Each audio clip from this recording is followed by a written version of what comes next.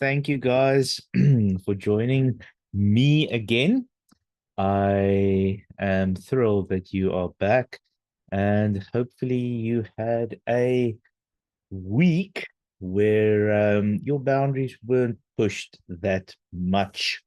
Now, this evening, I want us to really delve deep, but we also don't have much time. So I want to make sure that we get all the information over. I am going to have to run this again solo this evening. So I might be looking this way because there's still a few people that is joining us. And the waiting room is busy. So I am just going to make sure that everybody's here and that we are just waiting for one person to join.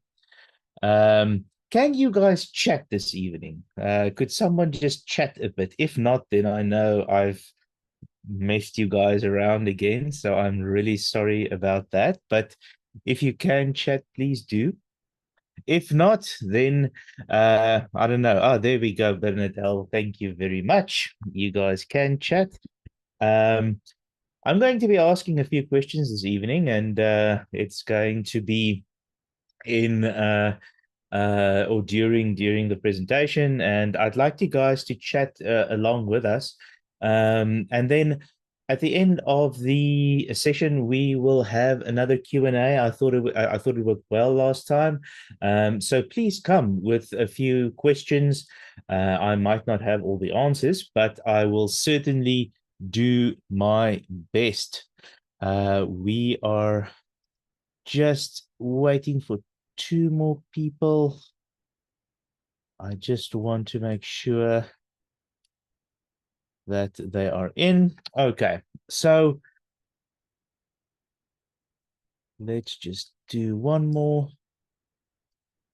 Right, I will check and see if everybody is joining from time to time. So hopefully we'll be able to manage this. But let me share my screen with you so that we can continue with that. And let's just go over here and the screens. Let's share that one. Right, so I am going to just pop this as well there.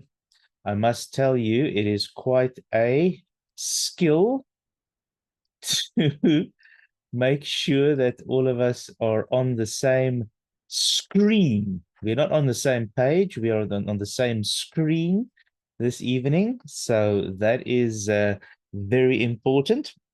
However, let's continue and let's talk about boundaries. Now, as I've mentioned many times before, this is an extremely challenging topic. And the reason why it's challenging is because it has to do with us. We are the greatest challenge that we face when it comes to boundaries. And last week, I really try to convey the concept of values and needs, and specifically when it comes to the boundary blueprint that we needed to, I almost want to say, authenticate, create. Hopefully, you could have done that this week. Maybe you tried to do that. You probably even tried to implement it in some or other situation. So I want to ensure you guys that we are certainly on our way to experiencing boundaries in its fullness. Now, this evening, we are talking about the art of boundary communication. Now, boundaries are very interesting things, as I'm well aware that you are now completely aware of. And when we talk about boundaries, we talk about these invisible things that we experience in our lives. We can't necessarily put our finger on it, but we definitely know when it's not there. We experience distress, we experience challenges, we experience many things that really frustrates us. So when it comes to boundaries, the way that it's delineated, the way that it's drawn out in a metaphorical landscape is through communication. And this can be verbal, this can be non-verbal, but communication is the tool that we use to create boundaries. And now all of a sudden you can probably see why this is such a big challenge, because when it comes to communication, and specifically emotional communication or effectively communicating your feelings, it is challenging. Many of us don't even know what the answer is when someone asks us, how do you feel this evening? Most people will say, I'm okay. No, I'm good. I'm good. I'm well, and you. The stock standard answers that we give. So we really want to look at communication, but not just communication in the sense of everyday communication, actually strategies that we can use in order to provide safety and structure and to provide a sense of identity. All of these things are critical when it comes to boundary communication. Now, we've used many metaphors, and specifically when we're talking about boundaries, we've looked at trees, and it's incredibly important that we realize that when we think about values being the roots and the needs sprouting out from that, the the the way communication functions, it really draws the boundary or the fencing around this fertile ground. And I really want us to understand that this evening. Communication, or the lack of communication, uh, it brings us to a place where we write, for lack of a better term, write out, draw out, blueprint out our lives. And as I said, this is a journey that I'm also with you or on with you. And no one becomes an expert on communication overnight. It is something that it happens in our lives as we live every day. And most times, communication really is something that we learn from the behavior of others. It's modeled to us from our parents right through by authority figures. And then later on, we start to realize, but we have a self, and we have agency, and we have autonomy, and we can say something. And many times we learn what to say and what not to say. So it's critical that we begin to understand, why do we say what we say? Does it come from a place of self-value, or are you victimized? Are you belittled? Are you mistreated? Which are common features in boundary violations. So we need to look at communication. So I want you guys to start to think about communication, and I want you to think about potential questions that you might have relating to communication, or maybe you have a struggle in your everyday life with communication, um, or not just your communication, but other people's communication towards you, because communication sparks something inside of us. Um, it's so fundamental to us that that is the way God chose to bring everything into existence. He spoke, he communicated through the word, and everything was created through it. Jesus identifies himself as the communication of God, the word of God. So this is fundamental to not just who we are, but what we are and where we are going, and also where we come from.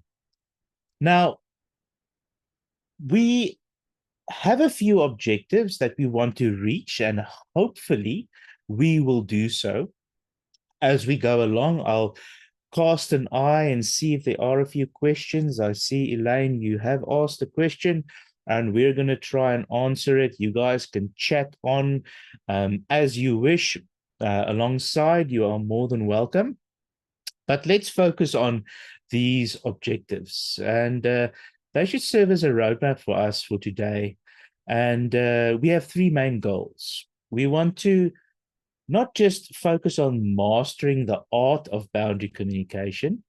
Now, I want to emphasize it isn't just about what we say, but also how we say it. I saw an interesting thing the other day when it comes to communication, and they say many times it's much more how you say something than what you actually say that people remember.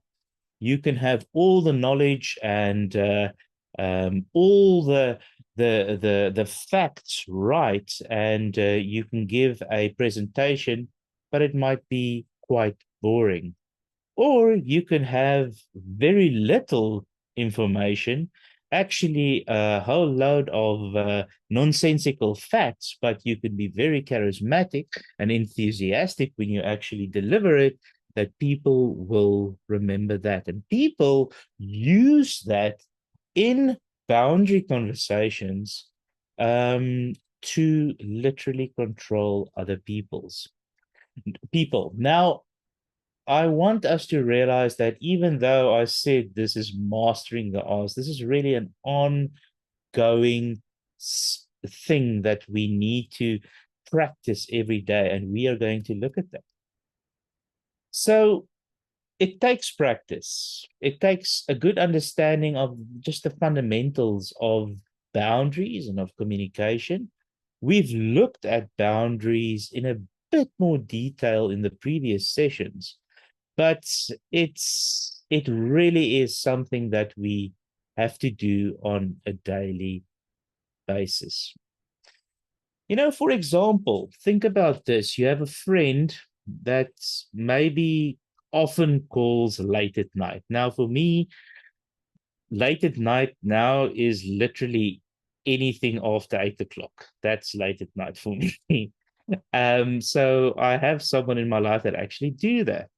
And it's not just about saying, don't call me, because it might be rude. You feel, why do I do this? But you have to figure out, in a sense, why does it affect you negatively? Um, why do you react in that way? Now, for me, I feel disrespected. I feel that this person is calling me at a late time in my evening. They don't respect my time, even though they are family. They're not the friend, they're actually family. And they probably feel the right that they have because we are family and they can call me anytime. So there's a deeper meaning when it comes to communication than just the actual words or communication that we use. We want to, secondly, also learn how to convey boundaries with clarity and kindness and compassion. Now, goodness, that does sound overly sweet and syrupy, I must say. But at the end of the day, when it when we learn to convey these boundary communications with clarity and kindness and compassion, we're actually doing it for ourselves. Remember, we said last time that guilt plays such a huge role with boundaries. And when we learn to navigate around the guilt and shame, and we learn how to communicate effectively what is actually going on in our hearts without the emotions bursting out of us, we can communicate with kindness and with compassion. But it needs to be rehearsed. We need to talk about it. So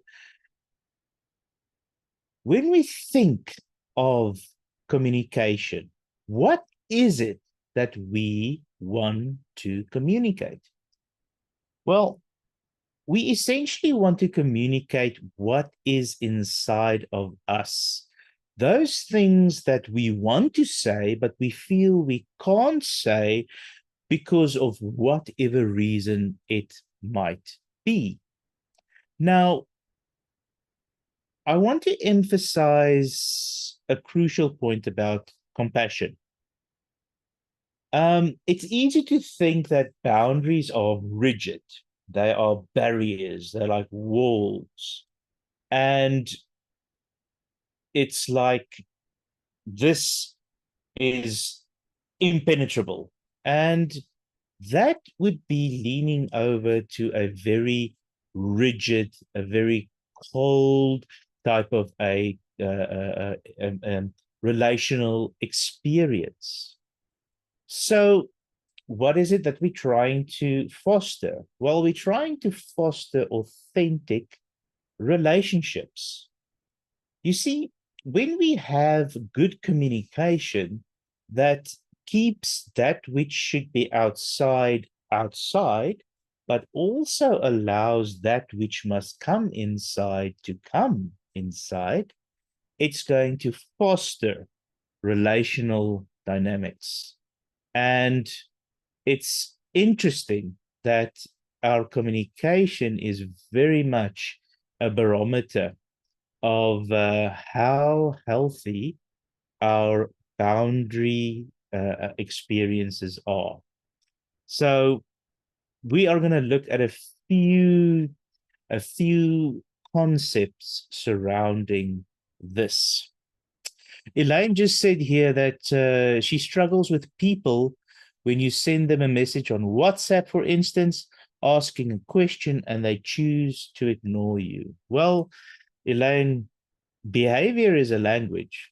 And I find that too. I usually give people the benefit of the doubt.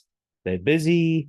It just helps me to not feel rejected, but it is very frustrating. And that's a great example of not doing anything and conveying a message, conveying communication. So let's look at the myth of confrontation. And this is something that often prevents people from setting effective boundaries. This is a crucial mind shift that can transform how we approach setting a boundary. I know I don't like confrontation, and it's usually this one thing, confrontation, conflict, that that gives us a type of a fear of actually setting a boundaries. You see, many of us are wary of setting boundaries. We often mistake it that this is going to always lead to conflict. But it's essential that we recognize that it's a process.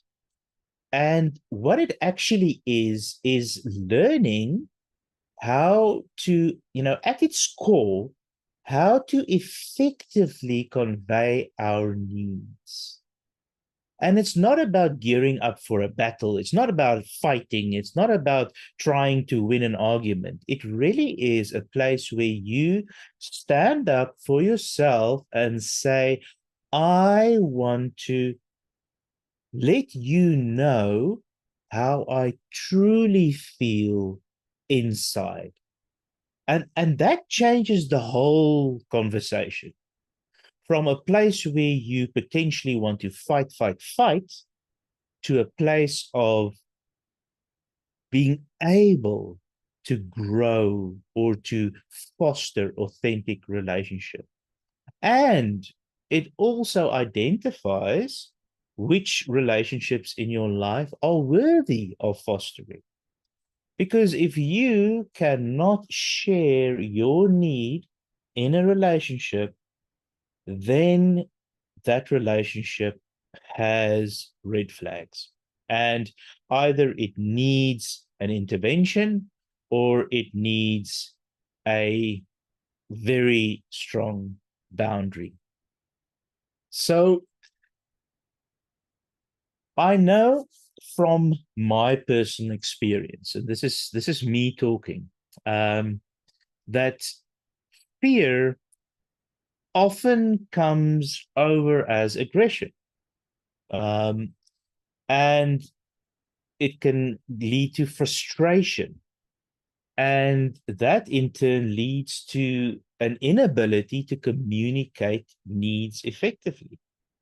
So we've held back. Um, I know I'm going to be angry when, so I don't, or I fear someone else's anger, and then I stop. I don't express my needs. And you can remember from last time when we spoke of values and needs, that needs arise from the values that we hold very deeply. But this is something critical that I want you to maybe jot down or notice. Affirming one's limits need not to be synonymous with aggression. Let me say that again. When you are affirming or when your needs are affirmed, there shouldn't be aggression. We should be able to articulate boundaries clearly. And what we're actually doing is we are providing people with information about ourselves that they probably did not know. And we're telling them what is acceptable to us. How you treated me was not, I didn't feel good when you said that. And this is not confrontation. This is clear communication. It it can be done in such a way, in a calm, clear way that is honest and that builds a rapport with people.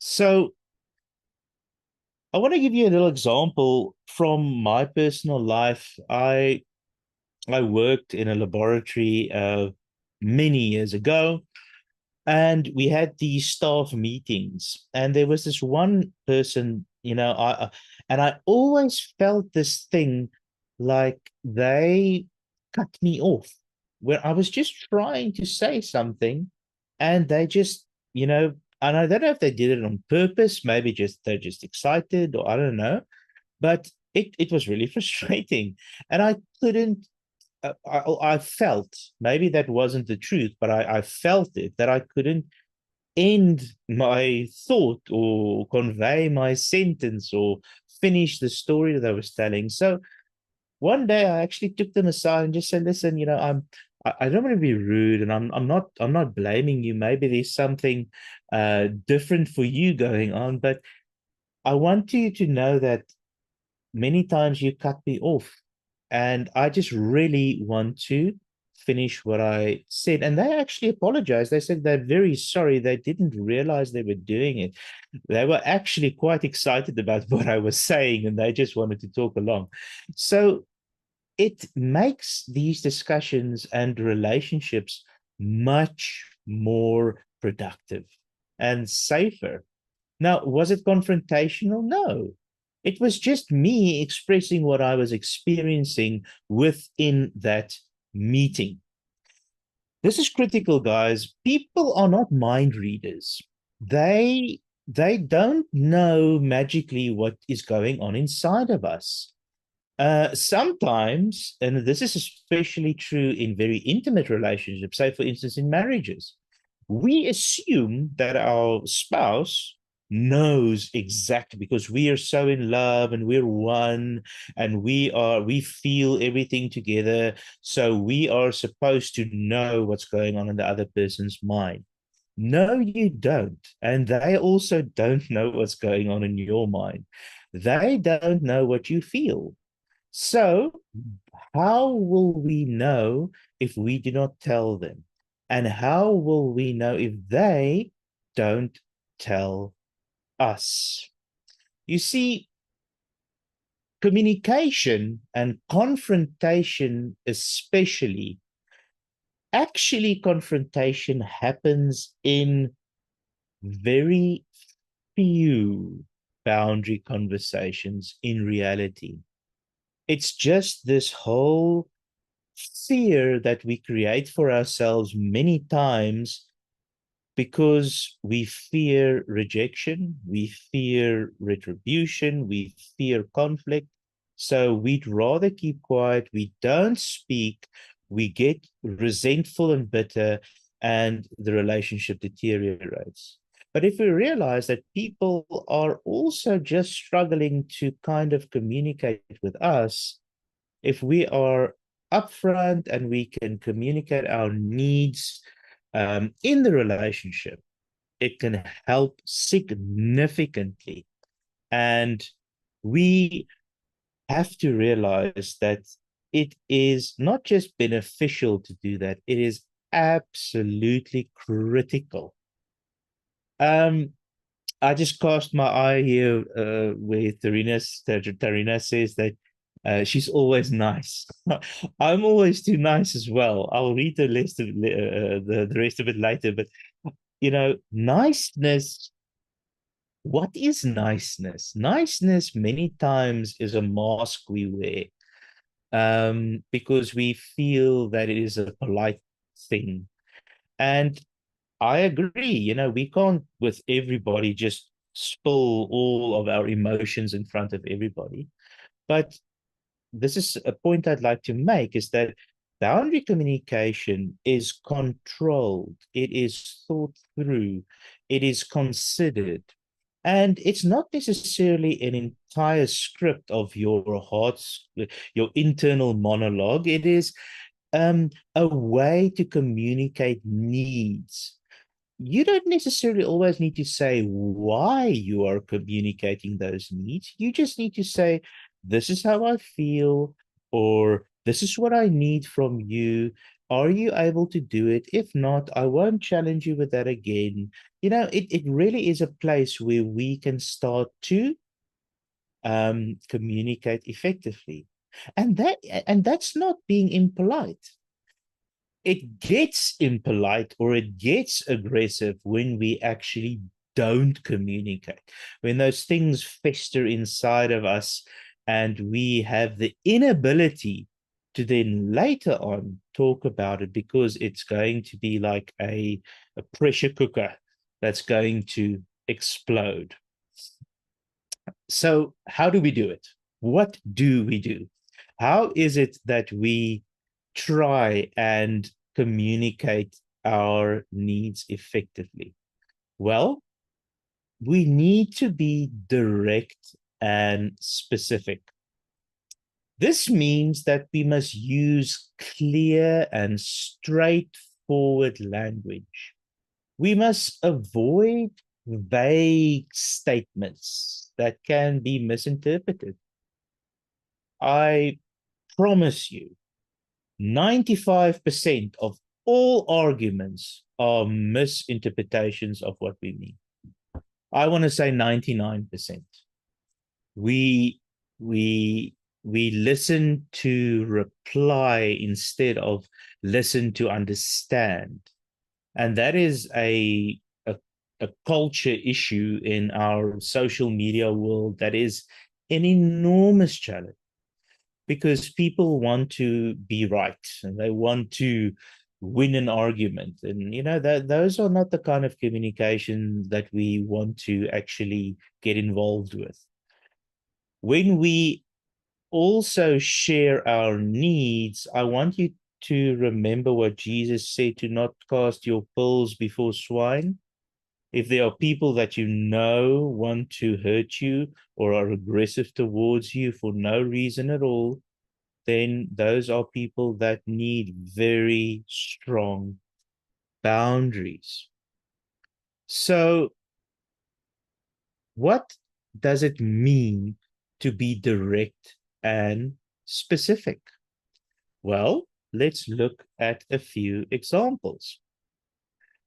Sometimes I feel a bit crowded at home, or I get too many interruptions when I'm trying to work. So those would be considered vague statements. They don't convey much. They leave a lot open to interpretation. And what happens is people then add their own details into the statement. And then it becomes confusing because that's not what you meant. And that person then argues with you because they have now interpreted like that. And it just becomes a big challenge. And then either we become more aggressive, which places more distance, or we become more closed off, and there's no. Can you see how challenging it is? So, what do? Well, we need to be more specific. I need to have an hour of alone time each evening from 6 to 7. And during this time, I would appreciate if I could have the living room to myself. Is that nasty? Is that no? It's just a request, and it's something that it can be discussed. The other person can say, well, between 6 and 7 is the news, and the living room, that's the only TV we have. I really like to watch the news, so maybe you can go to the bedroom. And great, yeah, let's do it like that. So there is a reciprocity, there is a understanding, there's a dialogue, there's a type of a way people then communicate with each other. So you can see that the more direct and open you are with the right people conveying your needs, the more I want to say fertile the relationship becomes. Or I get too many interruptions when I'm at work. That happens so often. Please don't call me for non-urgent matters between 9 a.m. and 1 p.m. I'm focusing on high priority projects. And that goes for WhatsApp as well, Elaine. WhatsApp is crazy. Everybody thinks that because we have WhatsApp, they're waiting for that blue tick mark. And if that blue tick mark has turned blue, then the clock is ticking every second. So no, we can't live like that. It is really, really challenging. You see, we want to be clear and specific, and it's going to help us to realize that this is a process. I want you to write somewhere or just remember, boundary communication is the process of effectively communicating our needs. It is the process of effectively communicating our needs. Now, I definitely know all of you are thinking of a specific scenario, something in your life at this moment. You're like, yeah, Jack, you're living a dream. There's no way that I can effectively communicate my needs in that situation. Well, then there are different questions we need to ask ourselves. Why is it that you can't effectively communicate your needs in that relationship? Why is there fear? Why is there guilt? You see, so even if you're struggling in a relationship to effectively communicate the need, the mere fact that you realize that boundaries entail the communication of your need will lead you to ask new questions. And that will lead you to a path of healing, either the relational healing or personal healing. So we need strategy. We need a way to do this. And one of the most effective ways I found is the concept of I statements.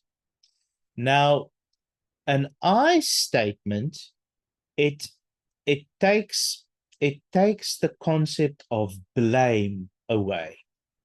You see, when we're in a fight, or when there's conflict, or when there's miscommunication, the first thing we tend to do is blame. It's always the other person. And our language is even structured like that.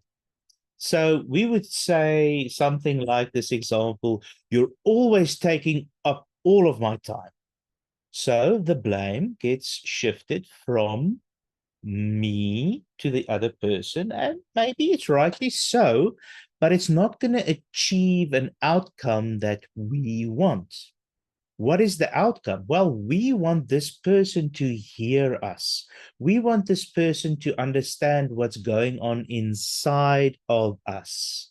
So we have to use this tactic in order to achieve what we want done. How do we do this? Change it to an I statement. Now, when you change it to an I statement, it sounds completely different. So instead of saying you are taking my time, up my time, you say, I feel overwhelmed when I don't have time to myself in the evenings, for instance. All of a sudden, what happens is, firstly, you take back ownership of yourself. You take back um, territory of a encamped space because of boundaries. You take back control of the conversation. And then you say, I have a need. And this places the responsibility squarely back on the other person to answer that need. And then you will clearly know where you stand in relation to this person. They might say, I'm really sorry. I didn't know that you felt so overwhelmed. It was never my intention.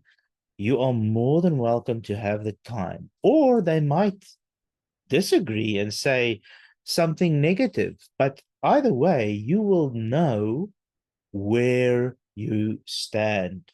The other example just leads to conflict, and we are none the wiser. A blaming discourse could be, you make me anxious because you never want to discuss issues when they come up. That sounds very familiar. Again, the you communication. The I statement there would be, I get anxious. Instead of you make me anxious, I get anxious when we don't discuss issues as they arise. Same principle. All of a sudden, you you take control. You see, the power of this technique lies in the ability to communicate clearly without tension escalating. So the emotional temperature doesn't rise, but you still clearly get the message across.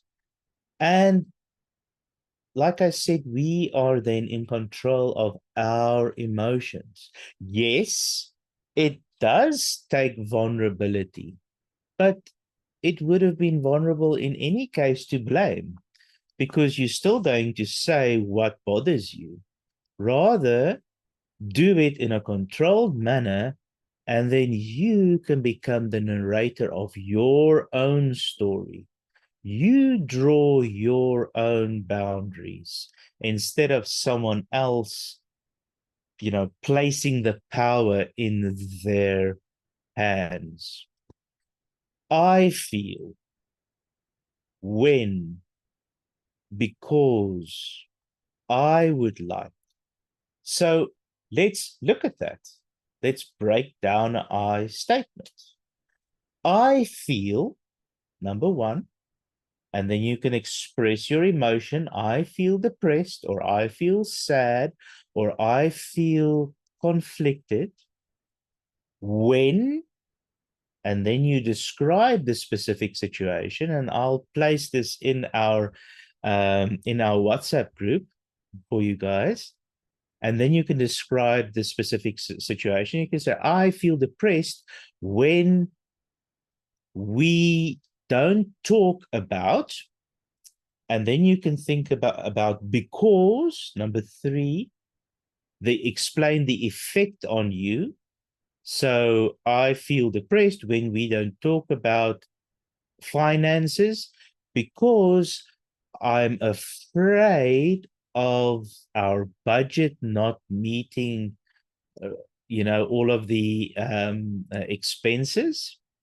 And then fourthly, I would like, and then you state your need or the purpose for a solution. I would like us to sit down every week and spend an hour talking about the family budget. So I feel when, because, and I would like. It is a fantastic model to use and tactic to use that clearly shows you what is going on, not just in your heart, but also in another person's life. Now, you must remember, and I just want to say this again, they're not magic wands. They're not always going to work. I statements really work well many times, and I would venture to say most of the times, specifically when you are talking about yourself. But you must remember, they they won't always work out, and therefore we need to look at specific boundary communication. Now, when we think of boundary communication, we have a few scenarios here, and these scenarios relate to relational communication. For instance, we can talk about equality in conversation. Who has power and who doesn't? And are we on the same level on this situation? For instance, I don't like it when you tell me, finish what I'm saying. I need to feel like we are equals. So, and this can be very challenging because there's usually a type of a power dynamic in relationships.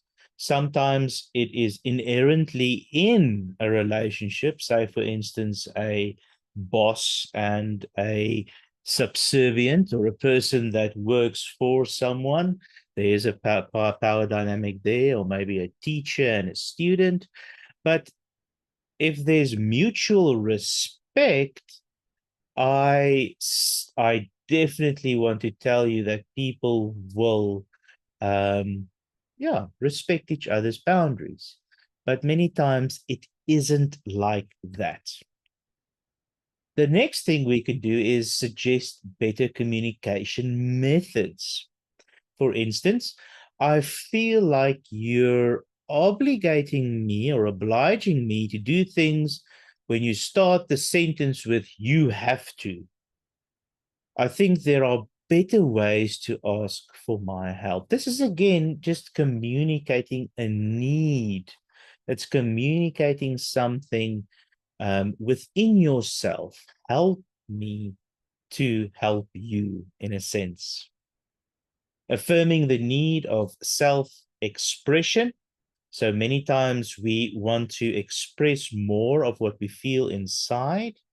Now, this happens quite frequently when people take things very personally. So you can't really say what you want because the person's going to get offended.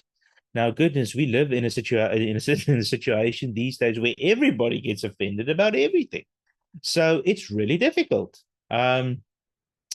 So again, bringing it back to I statements, I feel the need that you don't take it so personally. I just want to communicate what's on my heart.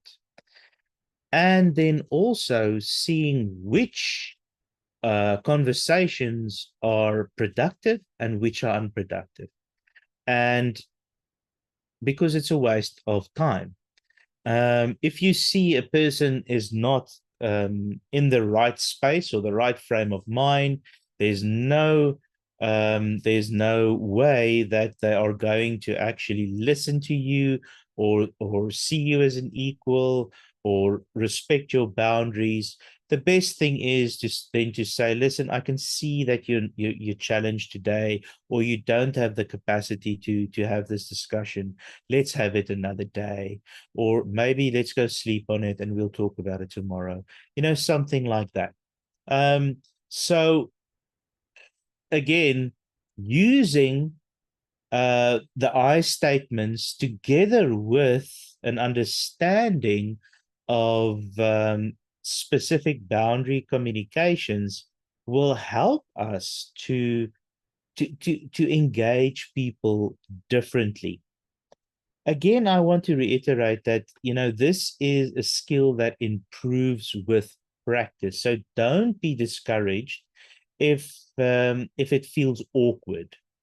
It probably will. That's completely normal because it's something that we are learning. It's something that we are expressing, and people around us, they probably know us in a specific type of setting or temperament or whatever it might be, and all of a sudden we're trying to speak differently or even speak up for ourselves. So we've talked about words. Now let's talk about non-verbal cues. Cindy, yes, we will definitely have the notes for you. So that should be fine. I will tell you where to get everything as soon as we finish here. Non-verbal communication, I think, is probably the biggest form of communication. You've heard me say it before, but behavior is a language. Behavior is a language. A person might sit there and do nothing, but they tell you exactly what they want you to hear. You see, we look at specific cues. Say, for instance, let's take them as they are there, eye contact. Now, this is from our side. Maintaining eye contact is crucial. It shows confidence, but it also shows sincerity. If we break eye contact, it shows probably a form of disrespect, either for yourself or the other person. And sometimes it can be seen as aggressive. But we need to engage eyes in a way that is respectful and comfortable.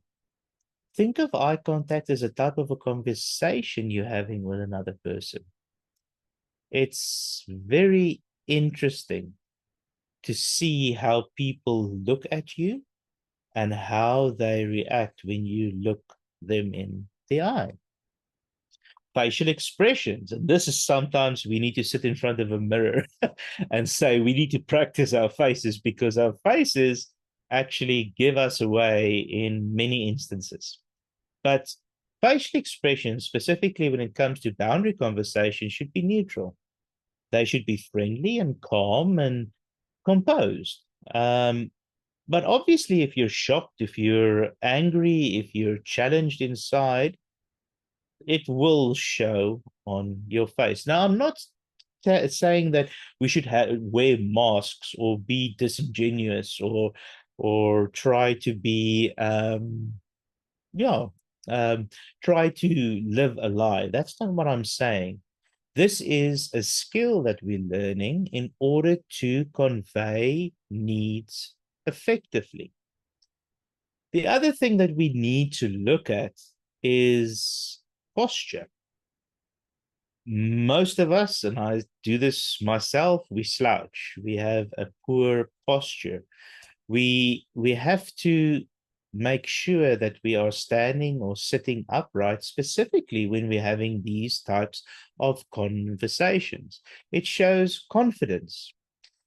It doesn't mean that you should be rigid and not willing to give an inch, but when you slouch or when you don't shake a person's hand confidently, um, it might show a sign of submissiveness, which then undermines this attempt of setting a boundary. So please keep in mind that we are talking about how to set boundaries effectively. So when we do so, if you're already conveying the fact that you are submissive, it's going to be more challenging.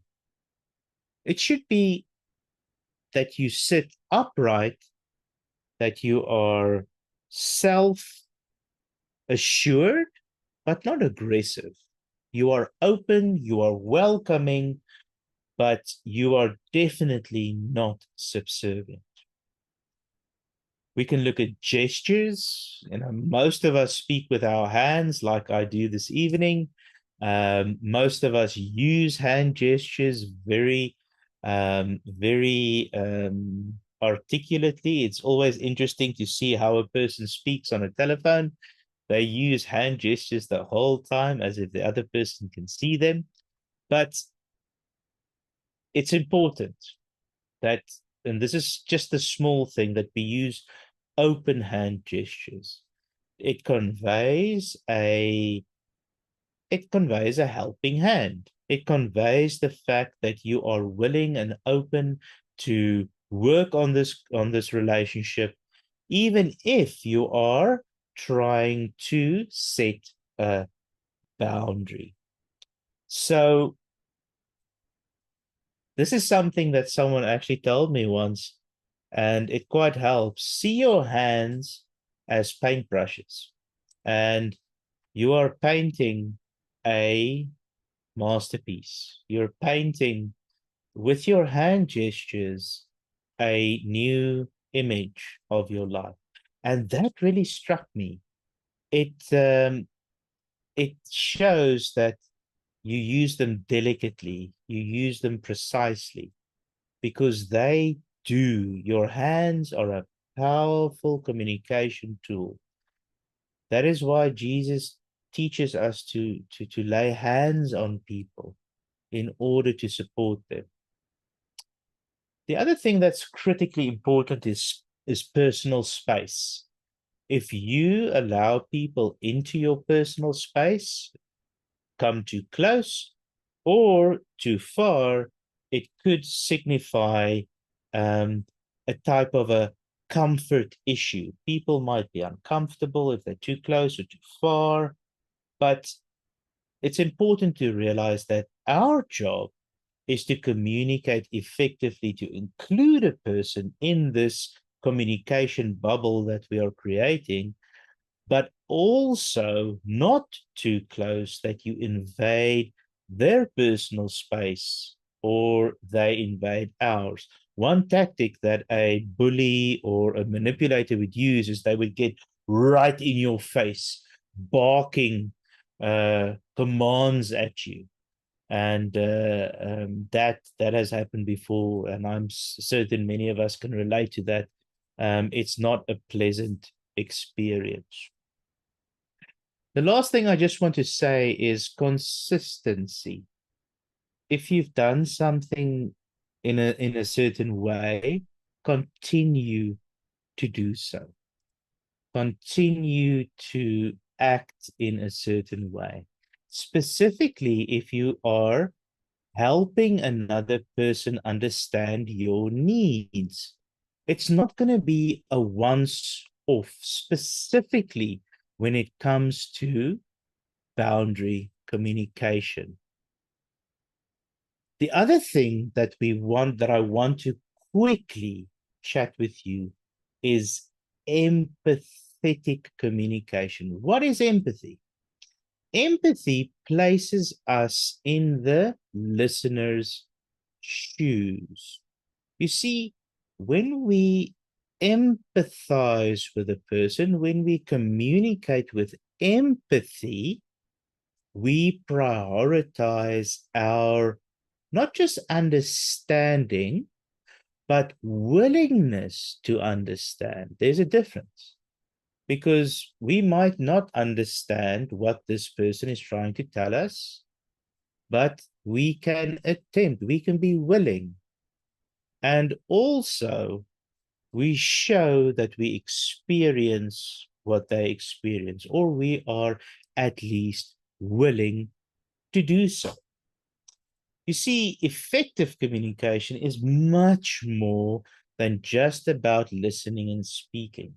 It's about sharing emotions. It's about sharing information. It's about sharing life. It's about creating a specific confidential space between the hearer and the speaker, and there is a dialogue.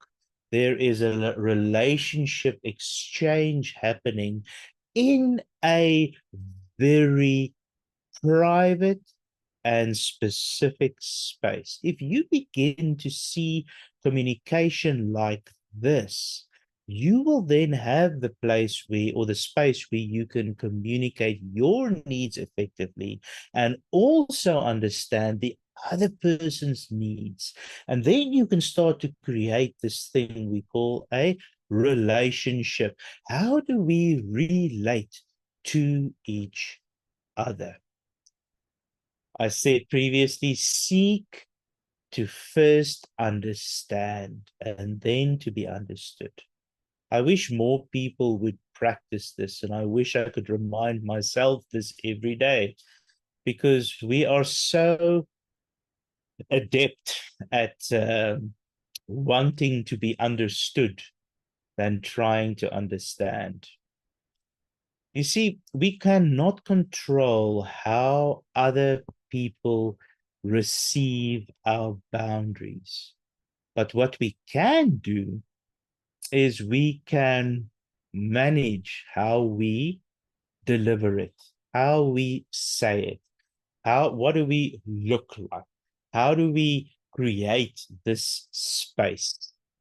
Remember, it's important that we not just try and acknowledge our own emotions or our feelings, but the other person's emotions and feelings.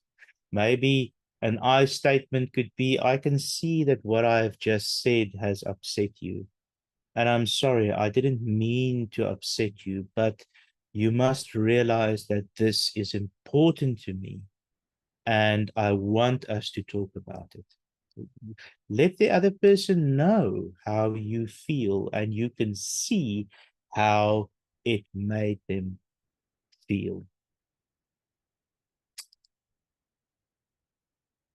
I'm going to skip over this one because I think this is quite clear. I want to reiterate that practice is the key. And if we allow ourselves to practice through either rehearsing potential conversations or journaling, which is a powerful tool, and I want to give you a heads up. I'm currently working on a journaling course that we can implement in our personal lives, journaling effectively, how to journal as a believer and using scripture. So look out for that. I'm very excited about that.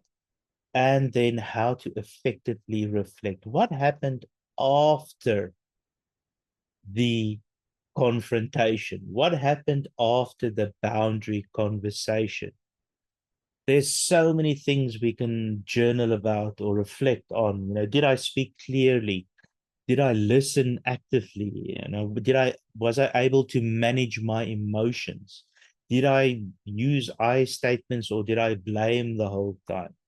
Um, did I listen with him? Yeah, all of these things, we can reflect upon and refine as we practice and as we continue this journey of setting boundaries. I finally want to take a few minutes, and I know we're already over our time, but just this concept of apology. And it is often misunderstood. You see, when it comes to apologizing, we usually think that apology means we are now these bottom dwelling slugs that have to appease someone, and we're just apologizing and we're sorry that we exist. But it's not that at all. It's it might seem unexpected when we look at boundary communication, but apology shows another person that you are willing to correct mistakes. You are willing to adapt. You are willing to give and take so that the relationship can work. An apology is much more for yourself as it is the other person. It shows we are human. It shows we are fallible. It shows we are sinners. It shows we are also willing and humble to make amends. And, it's crucial when we talk about boundaries because it relays and relates a tone or a type of a it gives the communication that we respect other people and we also respect ourselves. So an apology is not a subservient thing. It is actually a powerful message that you are relating to another party to tell them, I'm sorry for what I have done or what I have said, or I'm sorry for how this made you feel. And you will immediately experience a type of a release inside of you where lots of shame and guilt and anger and frustration have many times been left behind. And you're almost given a clean slate many times. It's not always that it happens like that, but an apology, when used at the right time, might help you set a boundary that was impossible to set in any other way. But how do we do this effectively? Well, if you've made a mistake, be prompt. Don't wait a long time. Do it in the moment. Be the lesser person if the mistake is yours. Instead of saying, I'm sorry if I upset you, try being specific again. Say, I'm sorry for raising my voice. I'm sorry for shouting at you. I'm sorry for not being more transparent. Then take responsibility. Instead of shifting the blame, make sure that you say, I am responsible. Immediately you take back the power.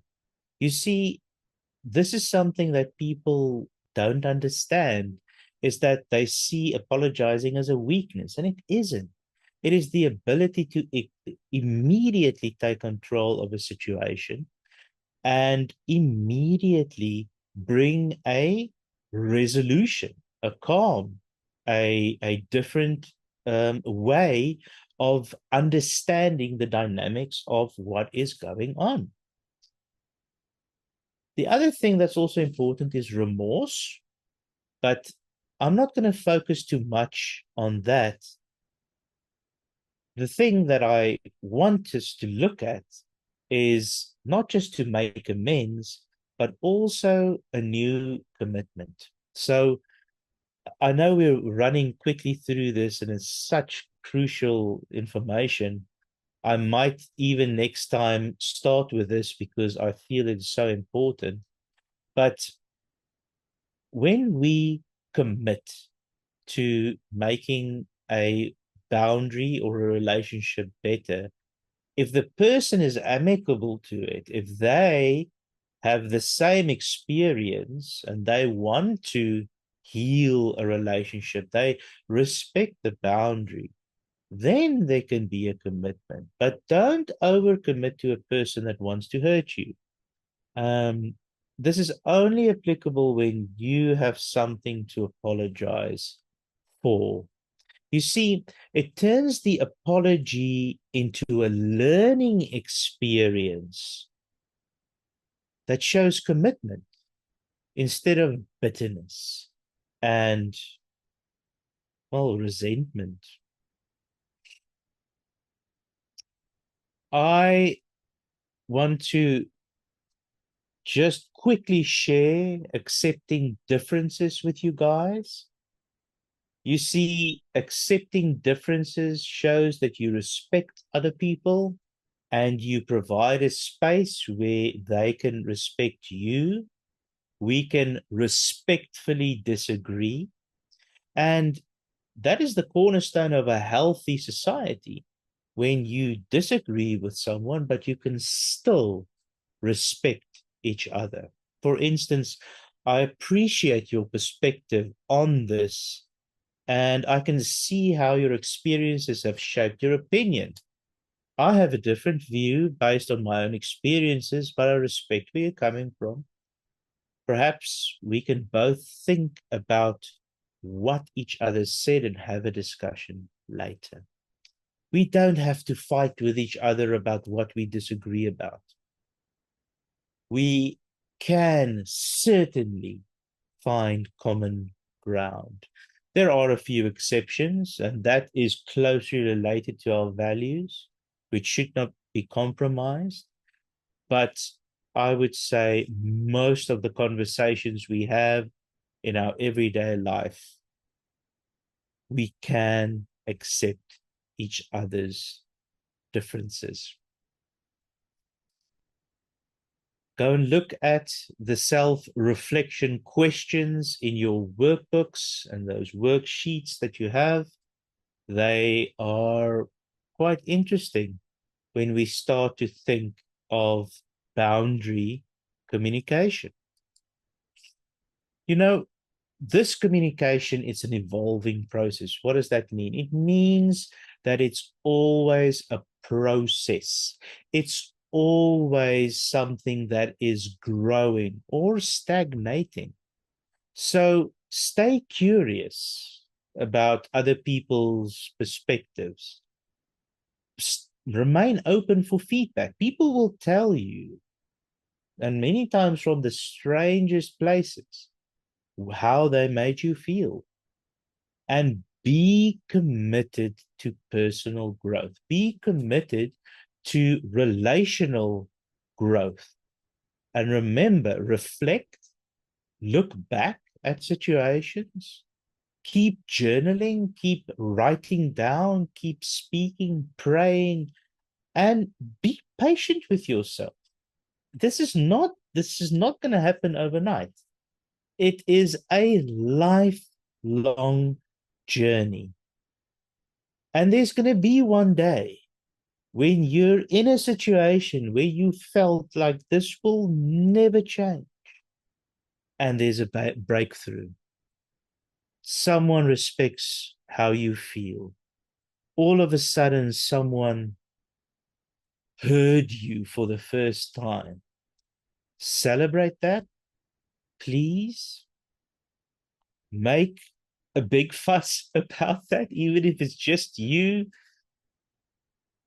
Be proud of that, because goodness, it is very difficult. I want you to know that it takes time. So be kind to yourself and know that you are not alone in this.